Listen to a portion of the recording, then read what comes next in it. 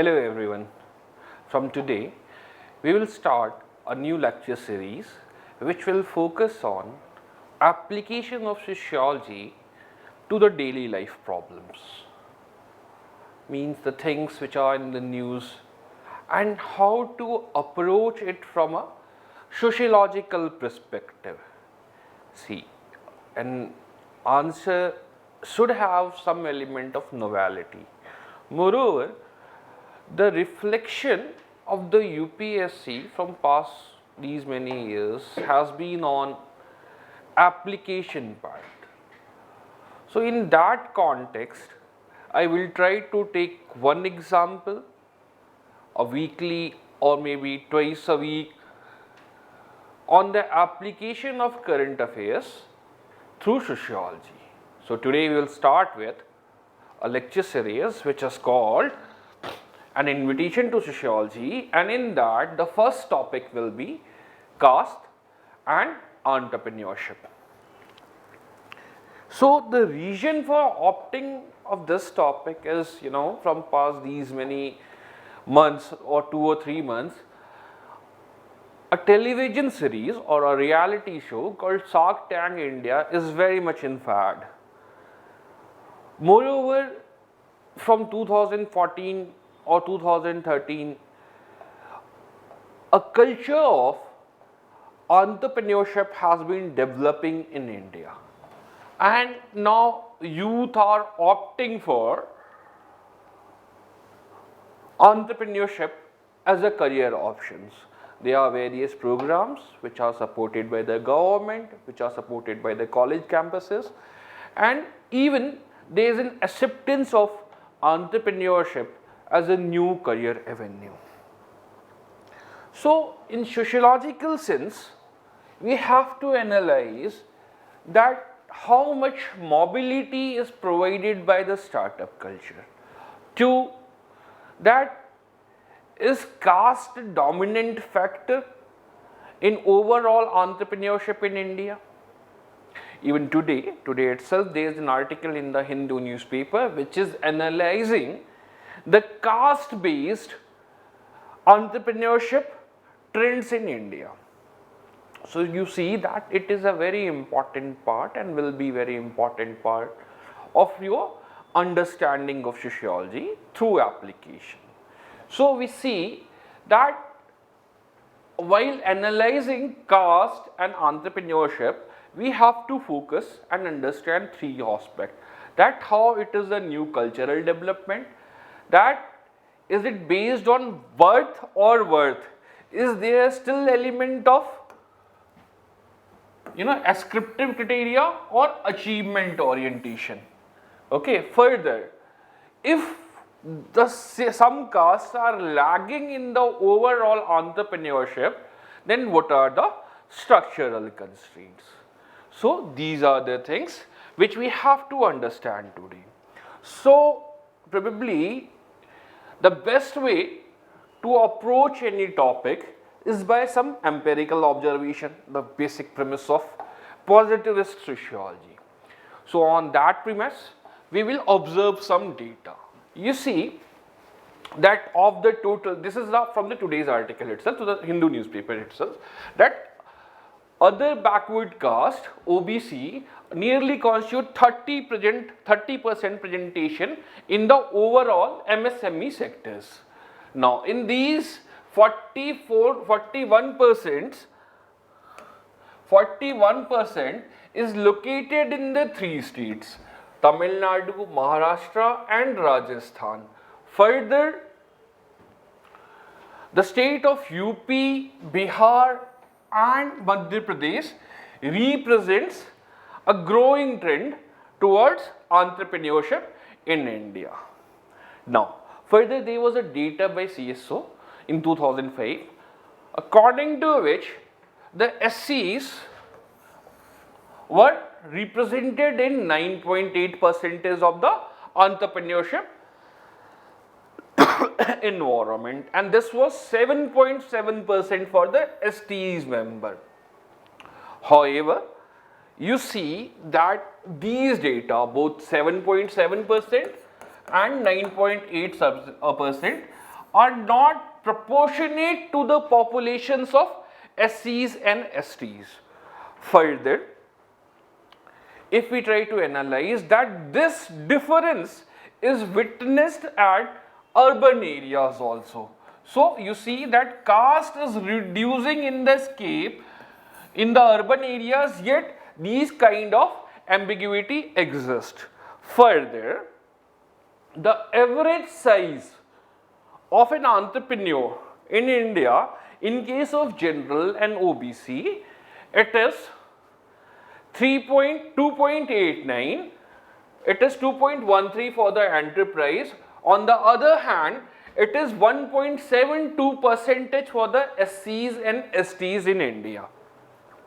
You see that they are employing low number of the people. Why? And more importantly, these number is represented from their family itself. So you see that there is a discrimination. So why there is this discrimination? And this discrimination is not in the rural areas, it is also there in the urban areas. So this brings us to the point of social capital or the network relationship. One has to understand the social capital and network relationship in this pretext. So the growth of enterprise strongly depends upon network effects, that how you know the people, and probably say in the business community, what is your hold, how do you acquire your customers, what is the administrative cost. These are so many factors. So it depends upon the network effects, which is both for finding the right workers and making the links with the suppliers and the customers. Now you see, due to a historical region, SC and ST enterprise owners might be at disadvantaged position in this regard. Why? Because their links are weak in the social capital aspect. So probably we will try to understand various hypotheses for these regions. So highlighting on these pretexts, Surinder Jodhikar reports that there are borrowing constraints as a major obstacle. Borrowing constraints, they are a borrowing constraints for as a major obstacle for the low caste entrepreneurship, and these were represented and highlighted by the respondents itself. Further, Fishman provides that caste, the match between the lenders and borrowers and access to the credit is very hard for the SCs and STs in India. This can be further understood in case of social capital. So starting with the theory of social capital, according to Bourdieu, social capital is the form of network which is essentially related to the culture and financial capital. That is culture and financial capital. You see that 48% of the SCs and STs are still involved in the agricultural labor sector. So the culture and financial capital is very weak. Now, he says that value of any capital lies in the convertibility. So if somebody is at the bottom hierarchy, then how one is supposed to convert it? Isn't it?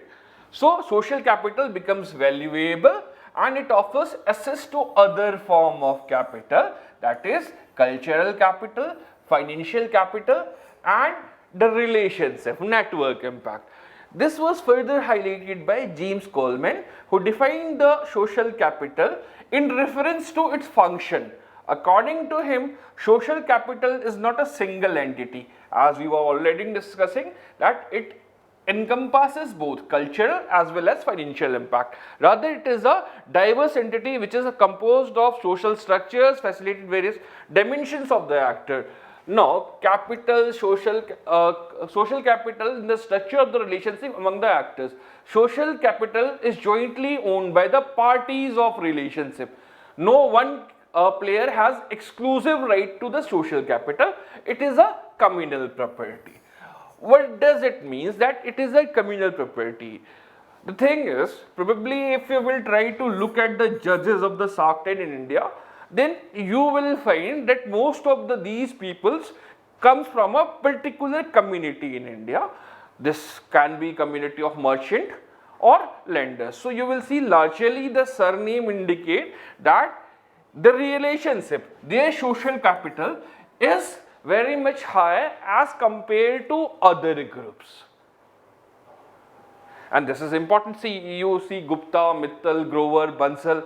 So this comes from particularly one family. Now, as one of these judges was explaining that whenever they used to sit at the dining table or somewhere, they used to learn the language of the business, because their father, their grandfather and their uncles used to talk about the business. So you see that a capital is flowing from generations to generations. It is in the various dimensions and there is a capital to it, there is a social relation to it. That's why you will see that some communities in India are faring pretty well as compared to some other communities in India. In fact, even in OBCs, you see that largely these communities were somehow related with some occupation. It can be blacksmith, or it can be barbers, okay, Lohar, Sona, these are the communities. So they were coming from some side of cultural social capital which was manifested in the forms of business. That's why you see the representations of the OBCs are very much higher than the representations of STs and SCs, because they were not keeping the property, any form of the material wealth was proscribed by the Dharma Shastra. So this is the reason why they are not faring well in the overall entrepreneurship in the India.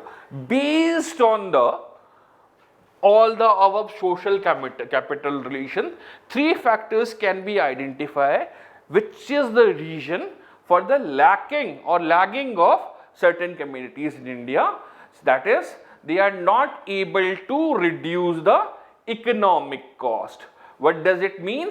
It means that, see, any entrepreneur activity involves various costs, administrative cost, relation cost, and the focus right now what we are saying is that we need to crack, this is the language of the startups in India, that we need to crack the supply chains. What is supply chains? That you have to reduce the economic cost. Using their social capital, some castes in India are able to reduce the economic cost, but some other castes are not. Social capital as social network. This is a self-evident point that the stronger your network, the more you know the people in some particular business, your social capital will increase and hence your chances are at entrepreneurship. Third and most importantly, access to information. See, information in itself is a very multi-dimensional thing. It can be related with the technology. That's why according to one study by Das Gupta, it was shown that in the initial year, most of the people who joined computer science as in career options in various engineering college were from a particular community, and that is self-evident. Even just the thing about all the startup cultures in India, be it Ola or be it Flipkart or be it any other Snapdeal, Myntra, all these startups are owned by people of a particular merchant class in India. So they had the information, access to the information and understanding of the overall market sentiments and consumer and customer sentiments. So access to information is very important, and these three criteria was identified by Bird. Okay, so this was about entrepreneurship and caste in India. We could have talked about what are the views of Marx on entrepreneurship, or what are the views of Weber on entrepreneurship, and we could have understood it in the various perspectives. But right now, because this was in the news, so I focused only upon this topic. Now, the other thinker, the classical thinkers, or the various perspective about the entrepreneurship will be taken someday later or in some other class.